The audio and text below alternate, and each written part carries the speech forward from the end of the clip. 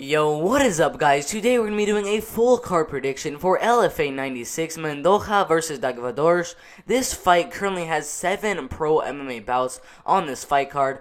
One of the fights being on the prelims with 6 fights on the main card, including the main event of the evening for the LFA Vacant Welterweight Championship between Mehan Mendoza and Batsumberol Dagvadors. This fight should be absolutely insane. The co-main event between Anthony Romero and Alex Trinidad. It is a lightweight fight. Then we have Mo Miller taking on Rigivaldo Carvalho, which is a bantamweight fight. Then we have Mark Martin taking on Matthew Coloquan, which is a welterweight fight. Then we have a women's fight earlier on the card between Lisa Malden and Mitzi Mary, which is a women's flyweight fight. And then I honestly think this fight is going to be very, very good between Vyacheslav Borshev and William Starks. It is a lightweight fight. I expect good things to come from this fight. Vyacheslav Borshev is coming off an amazing win over Ali Zabian by unanimous decision a couple of months ago. So I really think he's going to do good in this one. And the prelim, obviously, between Clayton Carpenter and Chancey Wilson should make for a great night of fights. But let's get started with the first fight of the night on the prelims between Clayton Carpenter and Chancey Wilson. As I said before, it is a flyweight fight. Clayton Carpenter, he is currently undefeated at 3-0 as a pro. His amateur career didn't go quite as well. He started off very, very good in his amateur career with a first-round knockout, a unanimous decision, a second-round armbar, a first-round armbar, a rear naked choke submission, and then he ended up losing a decision to Reyes Cortez by split decision back in 2016. I honestly didn't really think that he lost that fight. I thought he won it. So I don't really think that should have counted as a loss on his amateur record. But even though he got that loss, he came back after that. About 2 years later, I know he took a lot of time off after that split decision loss, but 2 years later he came back with a unanimous decision win over Humberte Duarte to end his amateur career, and that is actually when he decided to become a pro, and he ended up starting with a third round rear naked choke submission over Efren Ramirez and a first round head kick KO, which got him a shot inside the LFA, where he ended up fighting Manuel Medina, who he ended up dominating for 3 straight rounds to get the unanimous decision win. And this fight here at LFA 96 should be his second fight inside the promotion, and I expect him to do very, very well against Chancey Wilson. If you look at Chancey Wilson, he's 2-4, not the best record at all. I don't really know why he is in the LFA in the first place. He started his career back in 2017 with a guillotine choke submission win, lost his next fight by first round knockout, came back with a first round guillotine choke submission over Miles Malone, and that's where he got a shot inside the LFA, but he ended up fighting a very, very good fighter who just recently got a win on Dana White's Contender Series and got a shot inside the UFC, but he did end up losing that fight by rear naked choke submission, left the LFA, and then got another rear naked choke submission loss, and then guess what? Another rear naked choke submission loss, and then he ended up joining BKFC, Bare Knuckle Boxing, where he ended up losing a main event fight against Nico Hernandez in the 4th round, as he ended up vomiting, which was absolutely insane. But I really expect that Clayton Carpenter is going to go out there and absolutely dominate for 3 straight rounds. I do think he'll get the win by unanimous decision, but do not sleep on his submission skills. He can definitely get a submission in this fight just because Chancey Wilson, he has been submitted in the past 3 of his fights. That's absolutely insane. Clayton Carpenter, his first ever pro MMA bout was a submission win, and in his amateur career, he got a rear naked choke submission, a first round armbar, and a second round armbar, so he definitely has some pretty good submission skills, but I see this fight going all the way. I wouldn't be surprised if he gets a submission, but I think this fight will go all the way, and Clayton Carpenter will win this fight by unanimous decision. Alright, so the next fight on this fight card, the first fight of the main card between Vyacheslav Borshev and William Starks, it is a lightweight fight. Vyacheslav Borshev, he is 2-0, undefeated. He just recently, about a month and 3 weeks ago, got a win over Ali Zabian, giving him his first ever loss by unanimous decision. Before that, got a knockout win over David Marquez. He really has a very, very good kickboxing. We really learned that against Ali Zabian in his last fight. William Starks, on the other hand, 3-1. His only loss was in Titan FC to Michael Cora by knockout, I might add. And we all know Vyacheslav Borshev has definite good knockout power. He can definitely knock out any opponent he fights. But William Starks, after that knockout loss, came back with a submission win and a very close split decision win, getting him a shot inside the LFA here. But I really think Vyacheslav Borshev is going to dominate this fight on the feet. I wouldn't be surprised if he gets a knockout. He definitely has very, very good power. But I do see this fight going all the way, and I do see Vyacheslav Borshev winning the fight by unanimous decision. Alright, so the next fight on this fight card is a women's fight between Lisa Malden and Mitzi Mary. It is a women's flyweight fight. Lisa Malden is 3-2, coming off of a loss to Sam Hughes by unanimous decision in her last fight inside the LFA. Mitzi Mary is 2-1, coming off a nice win over Morgan Hickman at Invicta FC by unanimous decision. But then again, Morgan Hickman, she's not the best competition, 1-2. Before that, got a loss to Chelsea Chandler, who was 0-1. And then before that, got a win over Erica Torres, who's 2-3. I mean, the competition Mitzi Mary has been facing has not really been the best.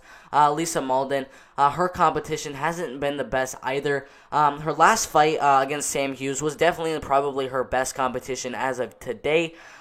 She was going against a 3-0 undefeated fighter who she lost to by unanimous decision. Before that, got a split decision win over Caitlin Neal. And before that, lost a unanimous decision to Laura Gallardo. And then got 2 wins before that, against 0-3 and 0-0 fighters. Not very good competition from either of these fighters. This should be a very good test for both of these fighters in this fight. But the thing that really stands out from both of these fighters is Lisa Malden. She doesn't really have the best grappling game. She does have some submission wins on her record so far by rear naked choke submission, but that's just not going to be enough against a girl like Mitzi Mary, who's going to take you down over and over again, go for submission after submission, kind of like Jimmy Flick did on the Contender Series a couple of months ago. And I really think Mitzi Mary is going to dominate the fight, but I don't think she'll get a submission in this one. She's definitely proved she has very good submission skills on Invicta FC. I just don't expect a submission from either fighter in this fight. I think this fight goes all the way, and I think Mitzi Mary will dominate the fight and get another unanimous decision to her record, getting her to 3-1 as a pro MMA fighter. Alright, so the next fight on this fight card is between Mark Martin, who is 4-1, and I believe Matthew Colacuan, who is 8-4. Now, Mark Martin, he does have 4 wins, 1 by first round rear naked choke submission, 1 by first round armbar, and 1 by unanimous decision. Got him a shot inside the LFA where he got a first round TKO. His only loss was earlier in his career back in 2018, and it was a split decision loss. I honestly did not think he lost that one. I think he should be 5-0 right now. Matthew Colacuan, he's 8-4, started his career off back in 2014. Got 1 win, then got a first-round TKO, another first-round knockout, lost a first-round knockout, came back with a first-round knockout, lost a first-round rear naked choke submission, got a first-round knockout, lost a first-round knockout to Miguel Baeza, who we will be seeing on this UFC fight card on Saturday, but he lost that one, came back after that with a first-round knockout and a third-round knockout, got inside the LFA, where he ended up fighting another guy that's actually fighting on this UFC fight card, in Spike Carlil, but he lost to him by first-round knockout and came back with a unanimous decision, finally getting him another fight about a year from his last win against Mark Martin. But even though Matthew Colacuan has been facing some very, very good competition, like Miguel Baeza and like Spike Carlil, in my opinion, Mark Martin is undefeated at 5-0. He definitely has very, very good power, can definitely knock out Matthew Colacuan, who doesn't have the best chin. As we've seen, he's been knocked out multiple times in his career. I really think Mark Martin's going to go out there and maybe get a knockout, but I wouldn't be surprised if the fight goes all the way and he ends up winning the fight by unanimous decision. Alright, so the next fight on this fight card between Mo Miller and Regivaldo Carvalho. Mo Miller undefeated at 4-0. He just recently got a submission win over Mando Gutierrez about 2.5 months ago.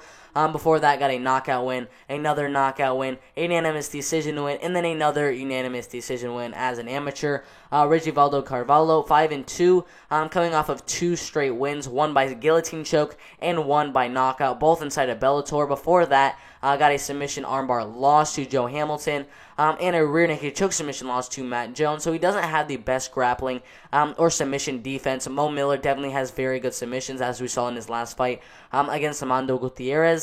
And because Regivaldo Carvalho is just one of those guys that likes to keep the fight on the feet, Mo Miller is going to definitely take advantage of that. And try to get the fight to the ground, where he's probably going to go for some submissions. If they're not working, I wouldn't be surprised if he just says, alright, whatever, and keeps the fight on the feet as well, and this becomes a kickboxing bout. And even if it becomes a kickboxing bout, I still think Mo Miller's reach is going to play a huge factor in this one, and I think he'll dominate either way this goes. If it goes to the feet, if it goes to the ground, I don't care. Mo Miller's going to dominate. I don't expect a finish for Mo Miller, but I do expect him to win this fight by unanimous decision. Alright, so the next fight on this fight card is a co-main event between Anthony Romero and Alex Trinidad. Alex Trinidad 5-2, coming off of 2 wins that were more than a year ago against Brian De La Rosario and Jay Blankton by knockout and unanimous decision.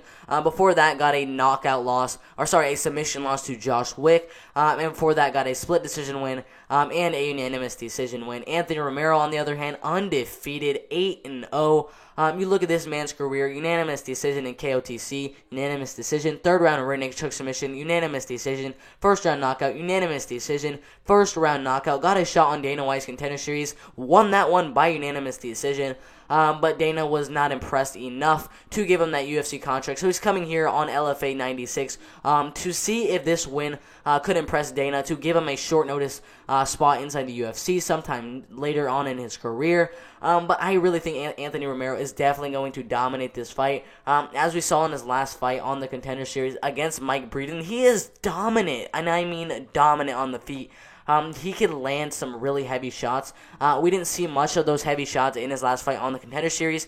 It seemed like he was playing it a little more safe, and I expect him to do that here as well. But if he's going to be playing it safe like that, I expect him to play a very technical striking game. And if he does that, I think he'll have no problem dominating Alex Trinidad on the feet and winning the fight by unanimous decision.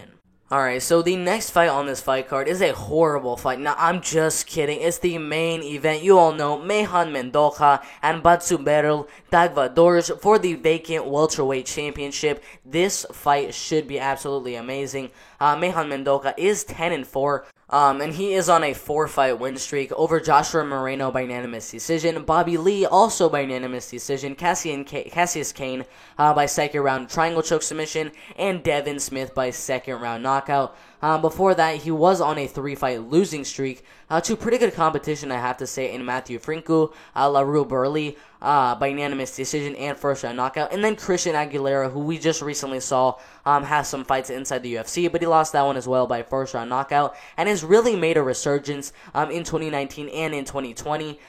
He does have a huge height and reach advantage for this fight. Meihan Mendoza is 6'2" tall, has a 77-inch reach compared to Matsumura Dagvador's 5'8" tall height, which I believe is 6 inches smaller, way smaller, and a 71-inch reach, which is 6 inches smaller. But if you look at Batsuberl Dagvador's record, 7-0, undefeated fighter. He started his career back in 2014, got a second-round armbar submission, a second-round knockout, second-round TKO, first-round knockout, unanimous decision over Joaquin Lopez, and a first-round bulldog choke submission inside of Bellator at Bellator 226 about a year ago over James Terry. He was supposed to fight Takashi Yamashita, but that fight ended up falling through at MFC. So he's coming here inside the LFA to fight Meihan Mendoza for the vacant welterweight championship. This fight honestly should be very good. Some people think Meihan Mendoza is going to go out there and get a unanimous decision win. Some people think Batsuberl Dagvadors is going to win by unanimous decision. And some people think this fight is not going to go to unanimous decision, and one of these guys is going to get a knockout in this fight. Dagvadors definitely has huge amount of power in his hands. But I just don't see either fighter landing a shot that's going to knock the other guy down. I think this fight will go all the way. And I actually am going to pick the guy with the disadvantages in the height and reach department in Batsuberl Dagvadors to win this fight by unanimous decision. Alright, so those are my predictions for LFA 96 Mendoza versus Dagvadors. There are 7 fights on this fight card. Should be absolutely amazing. If you want to watch this fight, I believe it is on UFC Fight Pass, and I think it's only $9 or $10, so make sure to go purchase that so you can watch these 7 fights. Should be a very good card. I do have Meihan Mendoza losing this fight to Batsuberl Dagvadors in the main event. And I really do see him defending it once or twice more, and then finally getting a shot either on the Contender Series or inside the UFC. I think he's a very good up-and-coming prospect, undefeated at 7-0. I believe he will become 8-0 after this one, have 2 more wins, become 10-0. and then finally get that shot inside the UFC or in the Contender Series. And I believe he'll do very, very well there. So those are my predictions. I have Botsumberel Dagvadors winning his. I have Anthony Romero winning his. I have Mo Miller winning his. I have Mark Martin winning his. I have Mitzi Mary winning hers. I have Vyacheslav Borshev winning his. And then on the prelims, I have Clayton Carpenter winning his. This should be an absolutely amazing fight card. Make sure to hit that like button. Make sure to subscribe. Put your predictions in the comment section below. It's been a very fun video to record, but I'm out of here.